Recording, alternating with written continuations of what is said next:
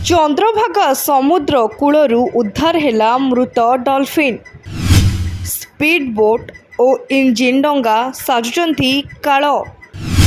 Konark one विभाग करुछि कौन? आगकू केते सुरक्षित एही विरल प्रजातिर डॉल्फिन को जीवन। कोणार्क निकटस्थ चंद्रभागा बेलाभूमि रे एक मृत डॉल्फिन वन विभाग पक्षर उद्धार करा जायछि।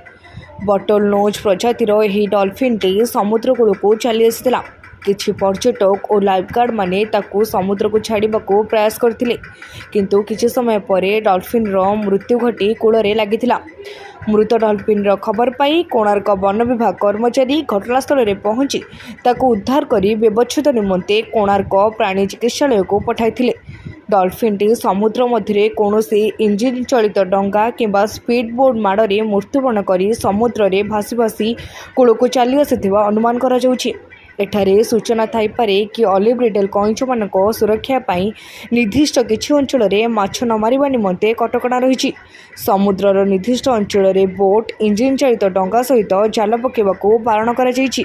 हेले समुद्र रे कड़ाकड़ी पेट्रोलिंग करा जाउ नथिबारे ऑलिव रिडल सहित विरल प्रजातिर डॉल्फिन मृत्यु मुखरे पड़ुथिबा साधारण रे अभियोग होइछि।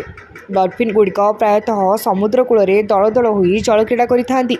हेले समुद्र कूल रे बोटिंग आदि एमानकर जीवन प्रति विपद सृष्टि होथिबा आशंका करा जाउछि।